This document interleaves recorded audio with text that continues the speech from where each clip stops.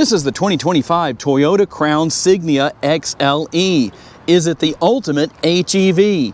Hey everybody, it's Tom from Vehicle Visionary. I hope you're having a great day. Today's video was requested by my friend Sunjib12345. I appreciate that, Sunjib. Thanks for the request and thanks for your support of the Vehicle Visionary YouTube channel. We're here at Yoakum Toyota and we're going to go over the particulars on this very uniquely styled model that comes exclusively in all-wheel drive. If you want to know more, check out the link down in the description of the video. Here on the front end, you'll see the monochromatic grille, a very unique look. I like that. I always like something that's different, but not to the point that it's weird. I don't think this is weird. It looks very nice. The Toyota Crown right there on the front end, prominently displayed, and a very unique look with the daytime running lights. The thing I wish was different here is you have the projector beam headlights. It seems like it would have been really nice to have something that was maybe larger, obviously, than what we have up here with our daytime running lights, but that would maybe match that down here. But just one of those things. It is good placement, I'll say that. And as I said, you're going to have all-wheel drive no matter the trim level you go with. 19-inch two-tone wheels, a very nice look here. I think it's a good balance. We're going to have the gloss black surround, not only on the fenders, but that goes all the way around as far as the trim goes. And we'll find more gloss black here with our mirrors. Turn signal indicators are built in. They're heated. They're power adjustable. Blind spot monitoring is right there. And I'm going to hit that switch right there. And there you go. One more thing. Power folding, all I did was move this switch that way towards the back, and that is what we wind up with. Roof rails up top. Now this model will not come with the panoramic sunroof, but that means you're going to have a little bit of additional cargo capacity. Overall, very nice lines. I like what we have as far as our trim goes around the bottom portion of the windows. I think that works. I like that it didn't go all the way around. As we see with some vehicles, body-colored shark fin antenna and our rear roof spoiler. You will have the exposed rear window wiper back here. I don't think that's too big of a deal. LED tail lights on the rear. The one thing I wish was different back here, tell me what you think. Should the light go all the way across right here? I think it should, but some of you might say, that doesn't mean anything at all to me, Tom. No big deal. Your HEV logo and the all-wheel drive logo will have the Crown logo here in the center, and then you know what trim level it is by the XLE badge. Motivation to get this Crown Signia down the road comes from a dual overhead cam 2.5 liter four-cylinder paired with dual electric motors. All of that together puts out a combined horsepower of 243. It is paired to an eCVT. So what does that do for our MPGs? We're looking at 39 city, 37 highway, 38 combined, and 2.6 gallons of gas per every 100 miles driven. I know a lot of you like to see the window sticker, so you need to pause the video right now, and then you can take a close-up look at what is on this window sticker. To fill up your gas tank, you'll need to hit the button right there. That's going to pop the gas door open. You have a 14.5 gallon gas tank on this Crown Signia. And here is your remote lock unlock. You can open and close your power tailgate, which is hands-free. If you need it, there is the panic button and the rear of the remote, or key fob as some people like to call it. And to use the hands-free functionality, you're just going to kick your foot under the bumper here on the right-hand side of the bumper, and you can see that opens up. 24.8 up to 68.8 cubic feet. You can see one of your options here to help out with cargo space. Obviously, that's removable if you want to maximize everything, as is the cargo cover that is right here that can be put in place if so desired. And you have about 6.5 feet of depth if you want to take advantage of that. Let's see what your second row passengers are going to find. It is a leather interior, very comfortable, plenty of room with the armrest and the door bin. Big bottle holder as well, kind of a multitasker there. And you'll find the rear seat pockets on the back of both seats to help out with space. When you fold the center armrest down, it also has the cup holders built in. The latch system is also here. See if I can pull one of those out. Now, that's the only thing I do think should be different back here. It's too bad that's not spring-loaded or something along those lines where parents don't have to keep up with those covers. And we'll hop inside here. There's actually quite a bit of room here in the rear seating area. And I know a couple of the most important boxes to check off are right here in front of us: air conditioning vents and a couple of USB ports. Now, I did mention earlier, there is no sunroof here. If there were, it would be a panoramic sunroof. And something interesting that people might not think about unless they've had the experience, I like the built-in seat belt that's part of the seat itself. You do have seating for 3 people back here, as you can see. But in some vehicles, you're going to have that built into the roof line and have to pull that down and plug it in down here.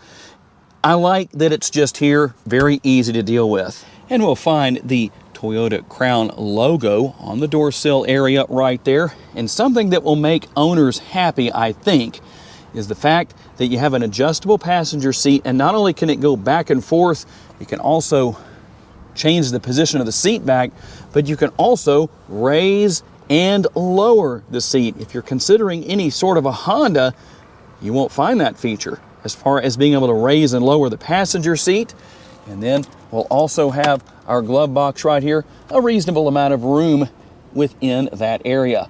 And I'm going to reach over here and hit the button, start everything up, and you probably want to know by this point in the video what the sticker price is. If you were patient enough to watch, don't tell anybody who asks down in the comment section. $47,314 is the sticker price. And just as we saw with the very unique design elements of the exterior, we also have the same thing going on here in the interior. And personally, I like the fact that we don't have a ton of gloss black everywhere. I like the finishes that are here. It just works better, not only because it's different, but because you can touch that all day long and it won't fingerprint up. Just don't accidentally hit the screen like I did right there. Over here on the driver's side, something that even at this price point under $50,000, I think should be on the driver and passenger side: seat memory, but only on the driver's side. The way it is with most vehicles in this day and age, you can see some of the controls as far as different things you can use to change different settings and turn things on and off. There is the release to adjust your tilt and telescopically adjustable steering wheel. You can adjust the right side or the left side or neither side. With your side view mirrors, you can lock or unlock the windows and the doors, and then you have your power windows here as far as that goes. And one thing that I know a lot of people like to know about, let me show you something here. Notice that it's one touch up, one touch down, and the window goes all the way down. That's a question I know some people ask about. Need to make sure to cover that. Plenty of room with the armrest here and the door bin, so there's no shortage of space where that is concerned. You can see everything for your steering wheel mounted controls. Very easy to deal with, a very comfortable steering wheel that is heated, by the way, if you want to use the heated steering wheel function. And here is the button for the heated steering wheel right here. You can set that to auto, hopefully you can see that on the screen, or you can use the different stages to determine how much heat that is putting out. Don't need that right now, at least not where I live. You might, I don't know. Tell me down in the comments section. Some of you may still be dealing with cooler weather in the mornings. And as far as the driver's display goes, a nice modern look. We have a few different things we can go through here. You can see what's going on. If you want to go into your settings, you can go in there and make several changes there, go through different information. All I'm doing is using the arrows right here to do that. If I want to go back, I just hit the back button right there. It's very simple to learn and use. No big deal where any of that is concerned. So you don't have to worry about that being difficult or a painful learning experience, we'll say. Over here on the right-hand side of the steering wheel, the control for your front and rear window wipers, turn signal indicator control over here. As long as you keep your turn signal fluid reservoir full, you won't have any trouble with that. I promise. It's right next to the windshield washer fluid reservoir.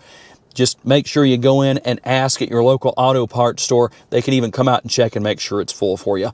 Now, one thing you can't do with the turn signals that you can do with the headlights and taillights is set that to auto right there. So very nice and very convenient. And down here with our center console, let me show you a couple of things here to start with. First, we're going to have our drive mode selector. Now, you're going to have your drive modes come across on the driver's display. As you can see, you have normal, eco, and then we can go up here to sport, and then you have custom. So if you want to customize the vehicle, you can do it that way. And if you're saying, Tom, how do I customize my driving modes? We're going to go back to our drive mode selector right here. We're going to go to sport, and we're going to go up to custom, and we're going to select that area right there and change the settings. So you can see that the powertrain is currently set to normal, but there are your options: normal, sport, or eco. And then with steering, we're going to have normal and eco, and you even have air conditioning, which is interesting. But there it is right there, normal and eco. I can't imagine there being a sport mode for your air conditioning system. So there all of that information is. And I'm going to go over here into reverse, and you're going to have your backup camera. You have your trajectory lines right there. You can make some adjustments where that is concerned if you want to. You can even change the view a little bit. Nothing major going on where that is concerned, but it does the job. A very nice center screen. It's pretty simplistic to deal with. I don't think there's an overload of information here, but you can go through and see what's going on, even go with your energy flow if you want to see what's going on where that is concerned. And then we can go back here to settings, and you can see what all is here. You can wirelessly pair your smartphone. You have Apple CarPlay and Android Auto here. Here are the controls for your dual zone climate control here in the front seat area. You already know that you control the heated steering wheel right here. Obviously, you have your temperature for both sides. You can sync those sides together and make sure everything is turned on right there. And then we have our heated and ventilated seats. Depending on what we want to do there, we can make changes where all of that is concerned, turn everything on and off. You can set it to auto right there if you want to. And you'll have your wireless charging pad right here that I think works quite well because it will keep your phone in place. As you can see right there, there it is. My phone just came on. And we're going to have our USB options right here. Also a couple of cup holders, a little bit of space right here. The phone doesn't really fit there very well. Maybe we can kind of put it down in there like that, but I'll just leave it in the wireless charging pad. And our shifter. Now here's what's going to be different about the shifter. You have to pull it back and over, and then that's how you're going to go into drive. Just so you know, we can go to neutral or reverse. There's neutral right there. And then if we want to go into park, there's where we do that. You already know what all is here beyond that. We're going to have our traction control. There's your power parking brake. If you want to go into EV mode right there, that's what you're going to have. And then you have brake hold mode. And how about our center console? Here's something interesting. It opens two different ways, but it's the same lid. So not Bombay doors, but kind of operates similar to that to a degree. And then we have our removable tray right there. You can take advantage of all of the space that you have within that area. Now, the upper console, let's take a quick look at that. You can see what's up here. Hopefully that shows up well on the screen. Not a whole lot going on. Obviously, you don't have your controls for a power sunroof because it's not here. And if you're new to the Toyota brand, or maybe you haven't looked for a while and you're wondering, what is this? That is your dash cam. You'll find 6 speakers within the interior of the Crown Signia, and I'll give you the best sampling I can via my lapel mic as to what that sounds like.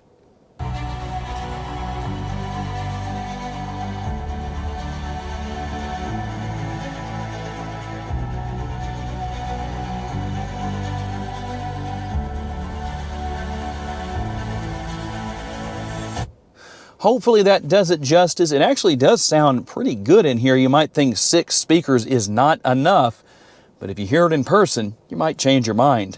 What is it like to drive this Crown Signia? Well, it's actually a very pleasant experience. It is really quiet in here, so you might hear what seems to be a lot of road noise. I'll let you listen.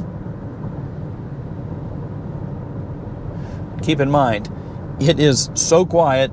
Fan speed is low. I have it as low as I can set it. There's no radio or anything playing, so that all makes a big difference and contributes to what we may hear coming from the outside. But here in person, compared to what you may hear coming off of my lapel mic, I think it's great. Now, obviously, it depends on the road surface that you're driving on, but one way or another, I think it will be just fine. Easy to see out of. I like that. You've got Toyota Safety Sense with all those great driving aids that help you out. Your blind spot monitoring built into your side view mirrors. But the windows are nice and big. That always helps. And let's just do a little bit of acceleration to the speed limit here. Not going to push too hard, but it actually does a very nice job of accelerating and getting down the road. I think it works well. Not necessarily the most powerful thing on the road, but that doesn't mean that it's going to struggle to get up to speed. And I was barely at just about quarter throttle, maybe a little bit over when I just took off from the light back there. I'm very comfortable as the driver here. A lot of space left above my head. I can adjust the seat and the steering wheel any way I need to, no matter if I were really tall or maybe not so tall, well over 6 feet tall, you're going to be just fine here.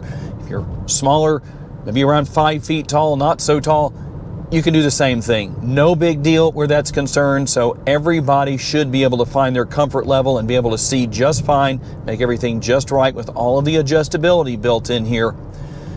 Everything is easy to get to, easy to deal with. I don't feel overloaded with technology. That's good. And going back to the engine, the gas pedal is very easy to manage, nice and responsive, and the brake pedal is not overly aggressive. If anything, I would say maybe a little bit on the soft side, but one of the things about saying stuff like that is I'm also used to my own personal daily driver, which is a GMC 2500, and so I'm used to the brakes on that truck. Getting in here, somebody else might say, Tom, I drove a Crown Signia. I didn't think the brake pedal was soft at all. It seemed perfectly balanced. Get in these cars and drive them for yourselves before you make a decision. I will pass on the best information I can for you to help out with that, but what you're expecting and what I experienced might be two different things. You might say, you know, you downplayed something, or maybe you didn't make it sound like it was as whatever as it was. It wasn't as good as you made it sound. It could be a lot of different things, but just things to think about. And going through the curves right here, obviously I'm not going very fast, but it handles the road, no problem, very easy to deal with. Overall, I would say a very, very well-rounded HEV. All right, tell me what you think about the 2025 Toyota Crown Signia XLE. Is it the ultimate HEV? Tell me what your thoughts are down in the comments section. Would like to say a special thanks to my friends at Yoakum Toyota for loaning me this Crown Signia for the day so I could tell you all about it. And a special thanks to all of you for being kind enough to give me the opportunity to give you a vision for your next vehicle. If you enjoyed this video, please be sure to hit the like button. That's very helpful to me. Make sure to subscribe so you don't miss any future videos. And if you would, please share this video on your timelines on social media so other people can see it. If you'd like to learn about additional vehicles you may wish to consider purchasing, check out the video that's on the screen right now, and I will see you there.